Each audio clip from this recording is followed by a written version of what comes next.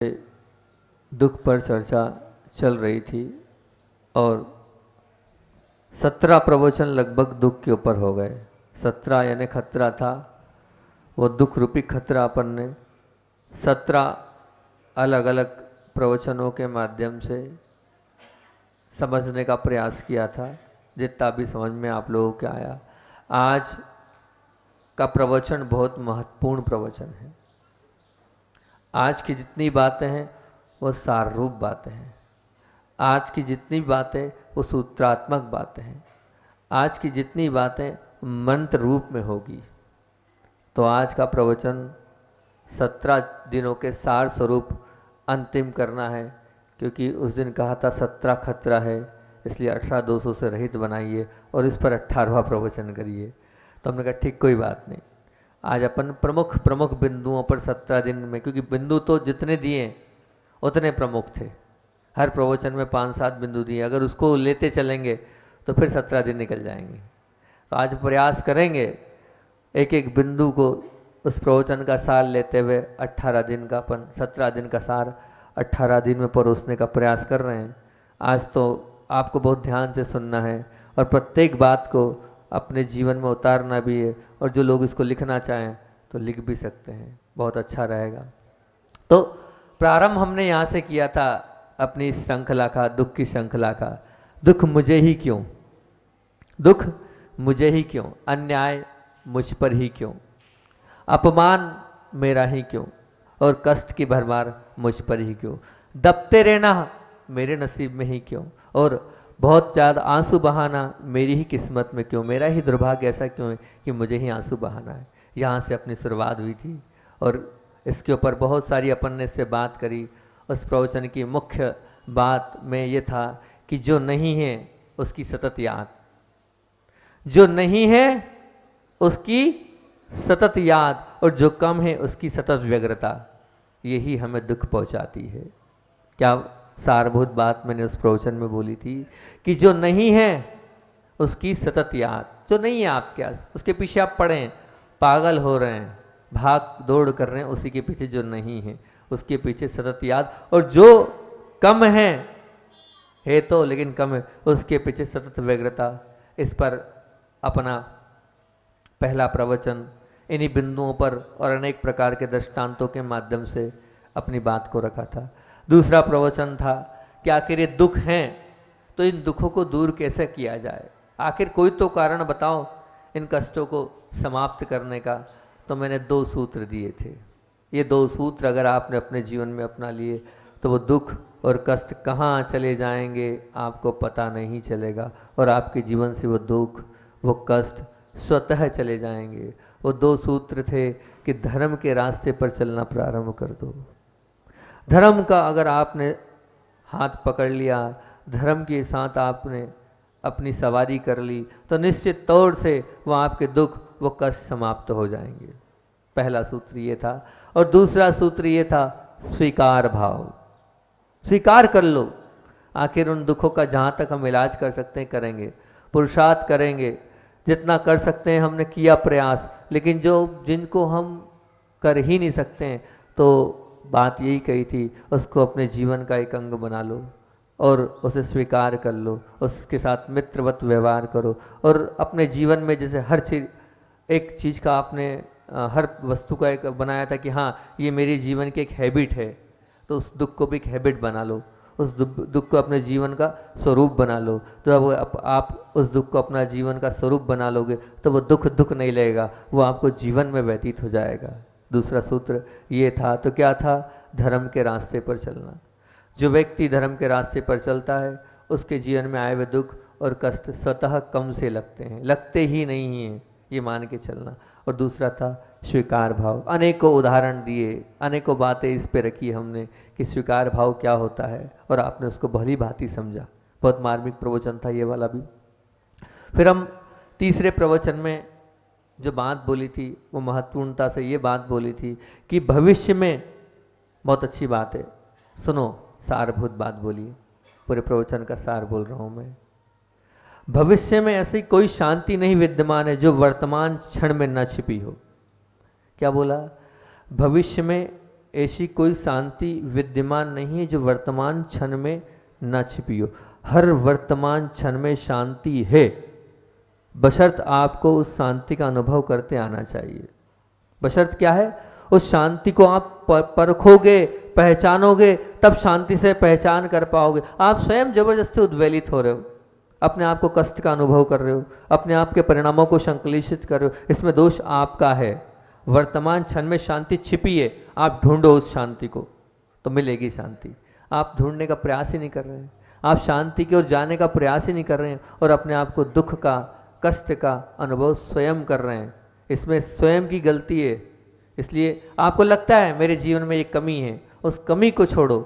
और उसमें बहुत अच्छी बात बोली थी कि जो नहीं है उसकी चिंता मत करो, जो है सतत उसको भी तो ध्यान दो। बहुत अच्छी अच्छी बातें ये अपने तीसरे प्रवचन में करी थी। और चौथा प्रवचन तो बहुत ही ज़्यादा अच्छा था, उस पर तो हमने बहुत लगभग 4 घंटे हमने चिंतन कर कर सब काम। उस दिन हमने कुछ नहीं किया था, उस दिन 12 से 2:30 मतलब 1 बजे से लेकर 2:30 बजे तक भी, और उसके बाद भी कोई पढ़ाई नहीं करी थी। 10 बिंदु दिए थे आपको हमने, वो 10 बिंदु कि दुखी होने के 10 इनविटेशन कार्ड, दुखी होने के 10 इनविटेशन कार्ड आप लोगों के हाथ में सौंपे थे हमने कि इन 10 दुखी होने के कारणों को अगर आप समझ लिए, हो सकता है आपके जीवन में दुख नहीं आए। अगर लोगों ने याद रखे हों तो बहुत अच्छी बात है, नहीं हो तो मैं तो बताने वाला हूँ ही और बताऊँगा ही, मेरा काम तो बताना है ही, बताने के लिए बैठा हूँ। अपना चिंतन था उसको बता रहा हूँ। वो दुख होने के 10 रास्ते आपको सबसे पहले क्रम से और सबके सटीक सटीक उदाहरण दिए थे, बहुत अच्छे से सबको 10 को समझाया था। अब वो 10 आपको मैं समझाता हूँ। कभी ऐसा लगता हो कि 10 सुनना है तो सुन सकते हो, होगा आपके पास तो सब सुविधाएं हैं, सुन सकते हो आप उन 10 को। मैं शार्ट में वो 10 के नाम उल्लेख करता हूँ। पहला कारण था जो भी काम समय से नहीं करता है वो दुखी रहता है। काम करना ही है, काम तो करना ही पड़ेगा। क्यों? क्योंकि हमें जीवन जीना है। लेकिन जो काम कर रहे हैं जिस समय पे करना है उस समय पे करोगे तो सुखी होगे, अन्यथा सुखी नहीं होगे। बहुत उदाहरण दिए थे। एक ही उदाहरण मैंने दिया था, आप लोगों के यहाँ गुरुवार का बाजार है, गुरुवार को सो जाओ, आप दुकान मत खोलो और शुक्रवार को खोलोगे, होगा क्या? नहीं भैया, गुरुवार के ग्राहक गुरुवार के दिन जो ग्राहकी होगी आपके बाजार के दिन, आपका पूरा 6-7 दिन का पूरा सार आ जाता है उस दिन। जितनी 7 दिन में बिक्री नहीं होती, क्यों अध्यक्ष जी? होता है ना सर, जितने 7 दिन में नहीं है उतनी 1 दिन में हो जाती है। अब बोलो नहीं हमें नहीं खलना गुरुवार को, तो जिस समय जो काम करना है उसी समय वो काम आप करोगे तो बहुत अच्छा होगा। नहीं कर रहे हैं आज, वो कार्य ही नहीं कर रहे हैं। जो समय, बहुत बहनों को भी इससे बहुत समझाया था हमने, अलग अलग उदाहरण देके कि जिस समय जो कार्य करना है, मान लो अभी उम्र आपकी क्या है पढ़ने की, आप पढ़ाई करो ना, लेकिन आप कहाँ लगे हो? वीडियो गेम में लगे हो, यहाँ वाला लगे हो, और बाद में भी आप लेट होते जब पढ़ना है जो शादी की उम्र है वो शादी की उम्र चली जा रही है और फिर भटकते हैं हम लोग। इस पर बहुत सारी बातें करी थी। तो पहली बात बोली थी क्या? जो भी काम जिस समय पे करना है उस समय पे करो, आप समय को आप गंवाओ नहीं। दूसरी बात बोली थी कि स्वयं की बात को सत्य बताना, मतलब आपके अंदर एक वो है, मैंने जो बोला वो सत्य, दूसरा क्या बोल रहा है उससे मुझे कोई मतलब नहीं, उससे मुझे कोई लेना देना नहीं, वो उसकी जान है, लेकिन मैंने जो बात बोल दी है वही सब कुछ है। जो व्यक्ति अपने जीवन में अपनी बात को सत्य बताने के लिए ही पीछे पड़ा रहता है वो हमेशा दुख ही भोगेगा, कष्ट ही भोगेगा। क्यों? क्योंकि सत्य है मान लिया, लेकिन सत्य के पीछे उसका अहम छिपा हुआ है, उस सत्य के पीछे उसका अहम छिपा हुआ है। उस अहम को उसको जब तक वो नीचे नहीं उतारेगा तब तक वो सुखी नहीं हो सकता है। तो बहुत सारे ऐसी हमारे जीवन में आते हैं मोड़, उस समय हम अपने आप को सत्य साबित करते हैं और अपने आप को सत्य साबित करने के चक्कर में हम दुखों और कष्टों को इनविटेशन कार्ड देते हैं, आइए, वो आते हैं, उसके कारण दुख और कष्ट। ये अपनी बात थी। दूसरी, तीसरी बात थी जो बच्चों को लेकर और बड़ों को लेकर भी कही थी हमने, देरी से सोना और देरी से उठना। देखो आज बच्चे रात को पढ़ाई कर रहे हैं, तो मैंने आपको सब बताया था पढ़ाई का कब करना चाहिए, कौन से काल में करना चाहिए, आपकी धारणा बनी रात में। और जो आजकल के व्यापारी हैं 12, 1, 2 बजे तक रात को सोते हैं और फिर सुबह देर से उठते हैं, पूरी जीवनचर्या उनने अपनी खराब कर ली है और फिर अनेक प्रकार की बीमारियां होती है और उन बीमारियों के कारण फिर अपने आप को कष्ट का अनुभव कर रहे हैं। दुख स्वयं बुला रहे हो आप, स्वयं ने आपने अपने अपने जीवनचर्या को बिगाड़ा है और जीवनचर्या को बिगाड़ने के बाद कष्ट का अनुभव कर रहे हो, तो आप स्वयं बुला रहे हो ना। ये अपनी जीवनचर्या आपके पास होनी चाहिए, कब सोना चाहिए और कब उठना चाहिए, कब कौन सा करना चाहिए। तो दो व्यक्ति देर से सोता है और देर से उठता है, वो अपने जीवन में स्वयं आगे रह के कष्टों को बुला रहा है। इस पे पूरी बात हमने आपके सामने रखी थी। फिर अगला पॉइंट था हमारा चौथे नंबर का कि हमेशा स्वयं के लिए सोचना, हमेशा स्वयं के लिए सोचना। मतलब हम जी तो रहे हैं, लेकिन ध्यान रखना अपना जीवन होता है वो अपने वालों के लिए होता है। अब मैंने उसमें ये भी बहुत सारी बात बोली, आप सोच रहे हो मात्र आप दो व्यक्तियों के लिए सोच रहे हो, मेरी और मेरी पत्नी, अधिक से अधिक मेरे बच्चे नहीं। मैं अपने जीवन में नहीं होना चाहिए, हम भी अपने जीवन में नहीं होना चाहिए, और हमारा भी अपने जीवन में होना चाहिए। क्या होना चाहिए? सबके लिए जो सोचता है वो महान होता है। आपकी मानसिकता सिर्फ मैं अपने स्वयं के लिए, स्वयं की जब मानसिकता रहेगी तो फिर यह ध्यान रखना, जब भी आप पर कष्ट आएगा कोई आपका साथ नहीं देगा। स्वयं के लिए मत सोचो, सबको साथ लेके चलोगे तो जीवन में कभी कष्ट का अनुभव नहीं करोगे, कभी दुख को झेलोगे नहीं। तो आपकी ये मानसिकता भी बने और सबको साथ लेके चलें, सबके दुखों को अपना दुख मानो, अपने सुख को सब में बांटो, तब आप सुख का अनुभव करोगे और दुख से दूर होगे। तो ये हमेशा के लिए, मतलब हमेशा अपना स्वयं का सोचने वाला दुखी होता है। अपने जीवन में ये आदत डाल लो, मुझे अपने लिए नहीं सबके लिए सोचना है। इस पर बहुत सारी बातें करी थी। फिर उसके बाद लेन देन में हिसाब ना रखना, क्योंकि मेरे पास बहुत सारी चीज़ें आती है तो मैंने उन्हीं चीज़ों को पॉइंट में आपके सामने रखा। जो व्यक्ति लेन देन में हिसाब नहीं रखता है वो दुखी होता है। अरे आपने पैसा लिया है तो देना तो पड़ेगा। क्यों लिया आपने कर्जा? अब आपने कर्जा लिया है तो अब फिर उसके पर ब्याज कर रहे हो और फिर उसके बाद अनेक प्रकार की अनीति से पाप कमा रहे हो और भर रहे हो, और फिर दुख, पाप करोगे तो दुख तो मिलना ही है। तो हमें ऐसा कोई मकान नहीं खरीदना, ऐसा कोई दुकान नहीं खरीदनी, ऐसी कोई गाड़ी नहीं खरीदनी, ऐसी कोई ब्याज से कोई चीज़ नहीं लेनी जिसमें कष्ट का अनुभव करना पड़े। तो विचार करो आगे पीछे लेन देन के विषय में। अब मान लो किसी को आपने दिया है तो ये मान के चलना आए कि नहीं आए। अब वो नहीं दे रहा है, बहुत से लोग इतने कष्ट वाले आते हैं हमारे पास, वो कहते हैं इतना पैसा दिया था ब्याज पे क्यों लोभ किया आपने, काय को दिया आपने, अब वो तो गया, ये मान के चलो आप। तो लेन देन के हिसाब में आप विवेक रखें और उसके हिसाब से सोचें। छठवां पॉइंट दिया था हमने, किसी का विश्वास नहीं करना। नहीं करना साथ पर आज आपको अपनी पत्नी पे विश्वास नहीं है, अपने बेटे पे विश्वास नहीं है। बहुत सारे केसेस से आते हैं जिसमें बच्चे लोग परेशान रहते हैं कि हमें हमारे पिता को विश्वास ही नहीं, वो चाबी देने को तैयार नहीं है। वो दिन में जाते हैं तो पैसा गिनते हैं और फिर शाम को आते तो गल्ला ऐसा देखते हैं जैसे हम चोरी करते हो। हमारी सासुओं को अपने बहुओं पर विश्वास नहीं है ना, कि कहाँ जा रहा है, किधर ले जा रही है, क्या कर रही है, पूरे टक टक की लगा के निगाह रखती है कि एक चीज़ पर। ये है, रोज की चीज़ें आती है कि, और यही दुख का कारण और कष्ट के कारण है। जरूर थोड़ी कि मात्र शरीर का ही कष्ट है, मानसिक कष्ट भी बहुत बड़ा कष्ट होता है। ये और बड़ा कष्ट होता है। शरीर का तो फिर भी गोली लेके, दवाई लेके डॉक्टर ने ठीक कर दिया, लेकिन ये मानसिक कष्ट दूर नहीं होता है।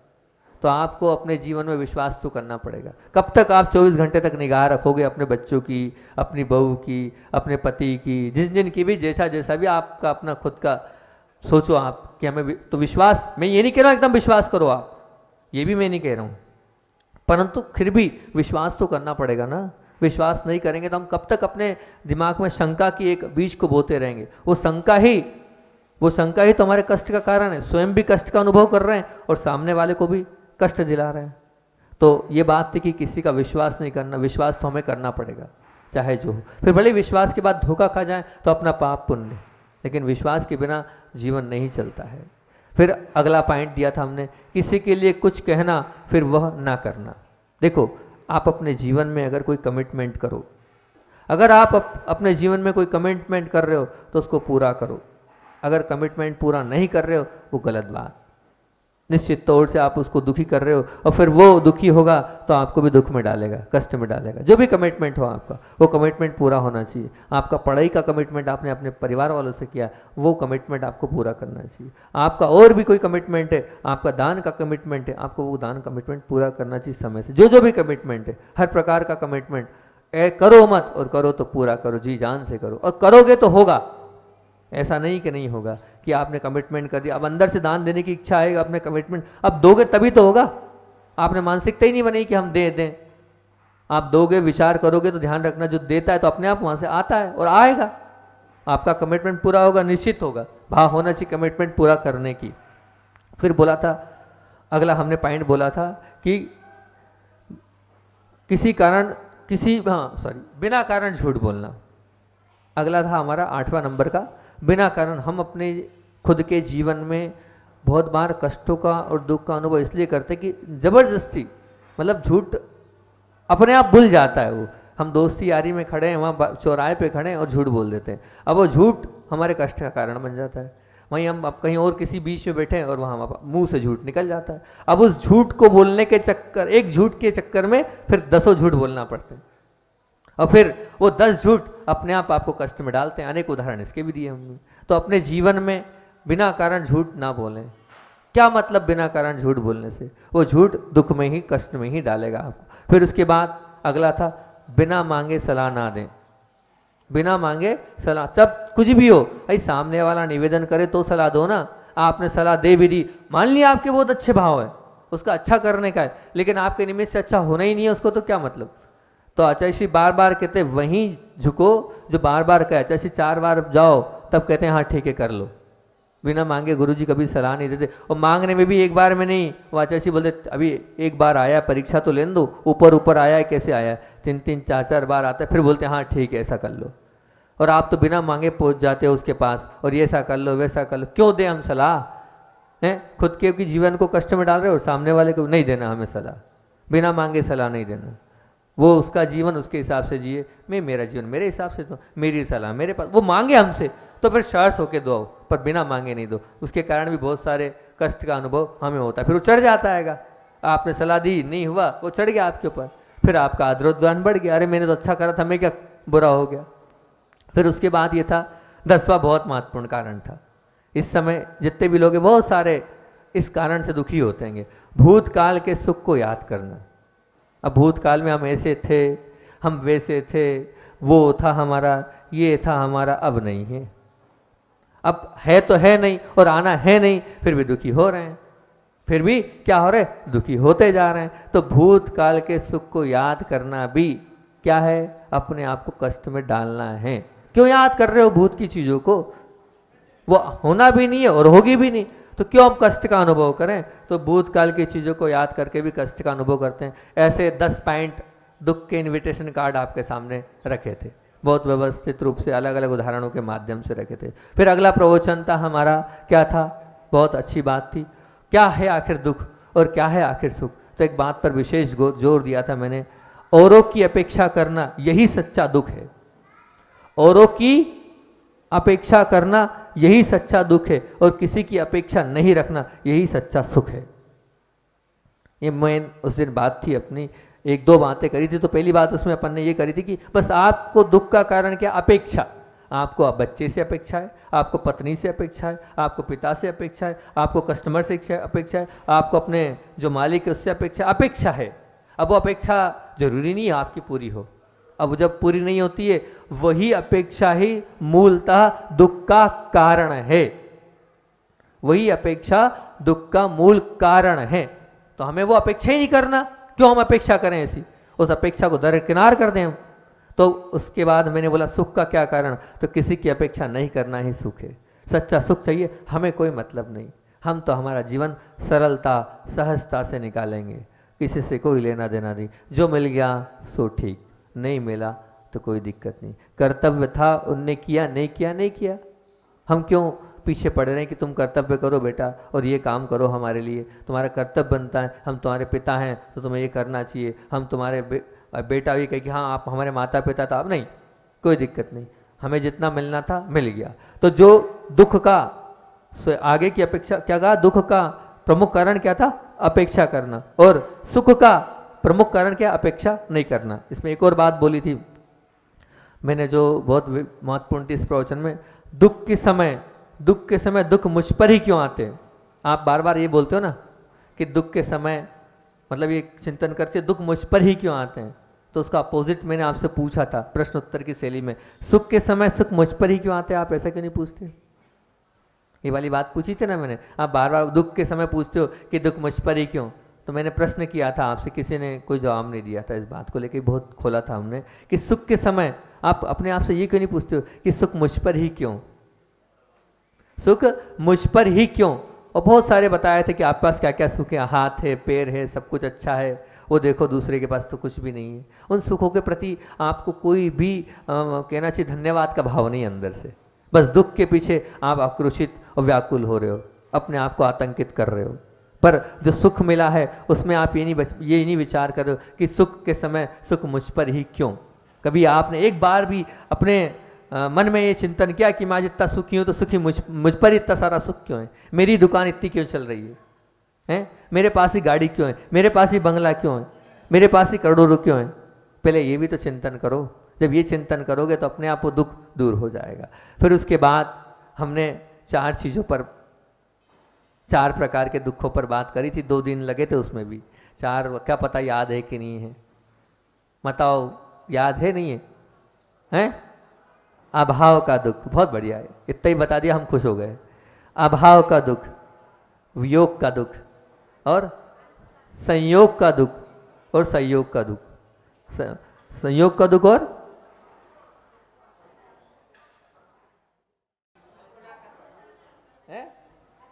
कल्पना का दुख और अल्पता का दुख। मैंने कहा देखो हम उल्टा फेरूं, कोई कुछ बता दे नहीं बता दे क्या है। तो 4 दुख थे, अभाव का दुख, वियोग का दुख, कल्पना का दुख और अल्पता का दुख। तो 2 पहले दिन अभाव का दुख लिया था हमने 6वें प्रवचन में, और फिर लिया था वियोग का दुख। तो मैंने इसमें एक बहुत महत्वपूर्ण बात बोली थी इस प्रवचन में कि जीवन में जिन चीज़ों का अभाव है, मन सभी चीज़ों के लिए आकुलित व्याकुलित या दुखी नहीं है, बल्कि उन चीज़ों के लिए दुखी है जिनके लिए जो मन चाहता है। आपके पास हेलीकॉप्टर नहीं है, आप हेलीकॉप्टर के लिए दुखी नहीं हो। आपके पास प्रधानमंत्री पद नहीं है, आप प्रधानमंत्री पद के लिए दुखी नहीं हो। वो मन की जो चाह है वही दुख में डाल रही है आपको, मन की जो इच्छा है वही दुख में डाल रही है आपको, क्योंकि वही सब कुछ है आपके लिए। प्रधानमंत्री किसी को नहीं बनना है, बैठे जितने लोग हैं यहाँ, हमारे पास प्रधानमंत्री का पद नहीं है। यहाँ बैठे किसी को विकल्प नहीं कि मेरे पास हेलीकॉप्टर नहीं है, बस सिर्फ 4 व्हीलर्स ये हवा में उड़ने से। कोई को है हेलीकॉप्टर का विकल्प? नहीं, मतलब मोस्टली नहीं रहता है। कुछ लोग हो भी सकते हैं, पर यहाँ बैठा तो मुझे नहीं लगता किसी को होगा। तो वो इस पे अपन ने बहुत जोर दिया था कि दुख काय का है, ये मन का दुख है, इच्छा का दुख है, बाकी अभाव का दुख नहीं है। ये आपके मन का अभाव है। और दूसरी बहुत अच्छी बात बोली थी, 4 बार रिपीट करी थी मैंने वो 2 बातें, फिर से रिपीट करूँगा। क्या अगर आप बचना चाहते हो कि मैं इन दुखों से बचूं, तो 2 सूत्र दिए थे उस दिन हमने। क्या दिया था? संयोग के भाल पर, संयोग के भाल पर वियोग का तिलक होता है, ये समझ। संयोग के भाल पर वियोग का तिलक होता है, ये समझ। जो चीज मिली है आपके जीवन में निश्चित तौर से ये छूट सकती है। ये अगर आपके अंदर विवेक है तो जब भी वो छूटेगी तो आपको लगेगा नहीं कि छूट गई। चाहे वो पैसा हो, चाहे वो आपकी संपदा हो, चाहे वो कुछ भी हो, चाहे आपका कोई इष्ट हो।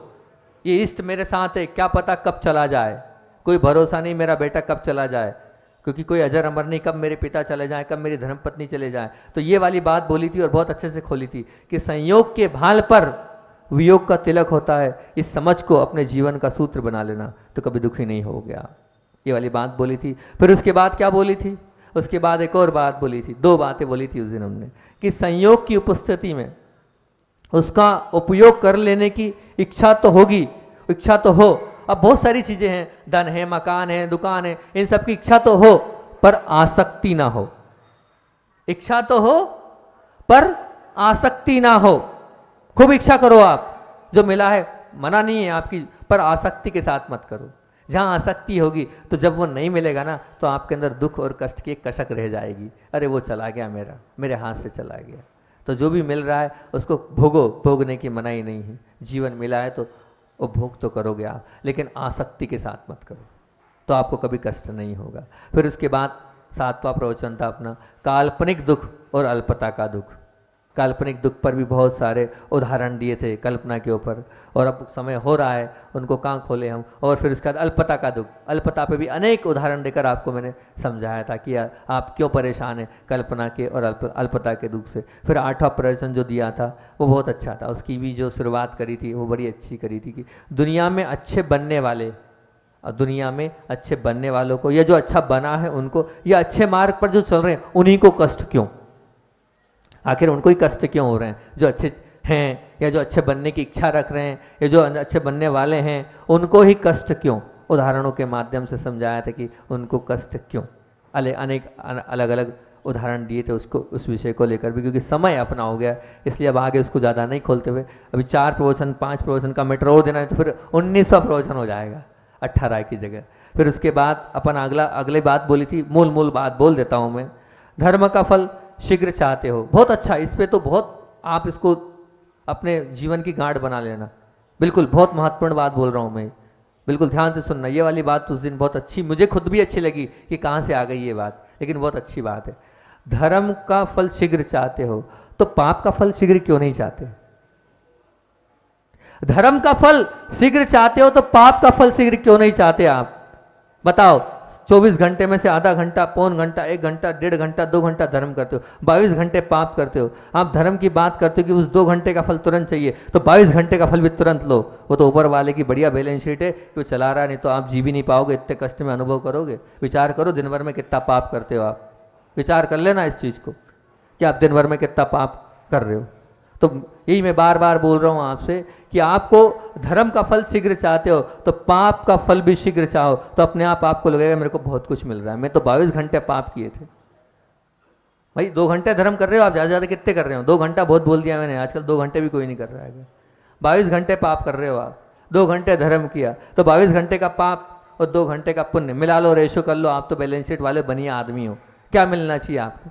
अपने आप शांत हो जाओगे आप कि धर्म का फल शीघ्र चाहिए। बात आ गई तो आपको लगेगा नहीं नहीं अभी तो जीवन में बहुत कुछ करना है। अगर सुखी होना तो 50% धर्म करो और 50% फिर आप लगे रहो अपने पाप के कारण में, तो बैलेंस शीट बरोबर हो जाएगी। फिर उसके बाद 10वां प्रवचन था, जीवन तुम्हारे जीवन में बहुत सारे सुख नहीं तो बहुत सारे दुख भी नहीं। इस पर बात करी थी, इस पर अपने पूरी चर्चा करी कि तुम्हारे जीवन में अगर बहुत सारे, मान लो बहुत सारे सुख नहीं तो बहुत सारे दुख भी तो नहीं है।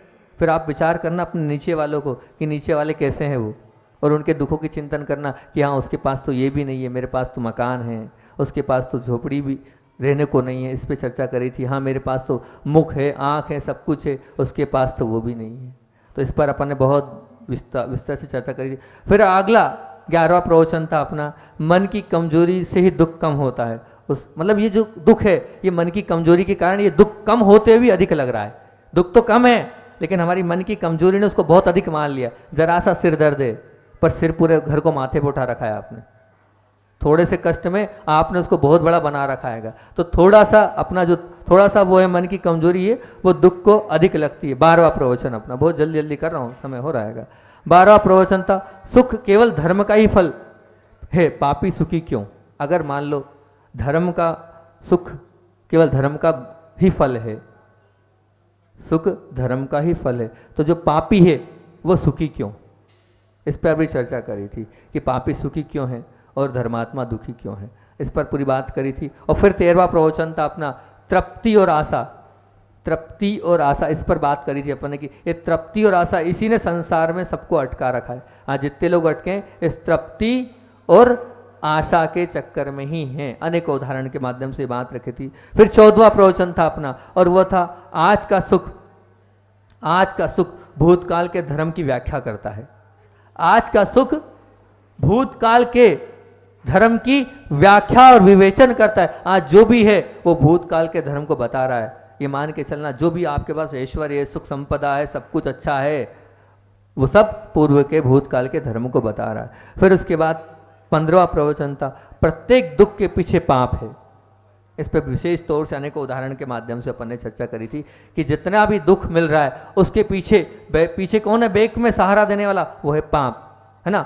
और फिर उसके बाद 16वां प्रवचन अपन ने किया था। वो क्या किया था? 16वां प्रवचन अपना था कि हमारा कल का सृजन अगर हम अच्छा करने चाहते हैं तो उसका गर्भ आज है।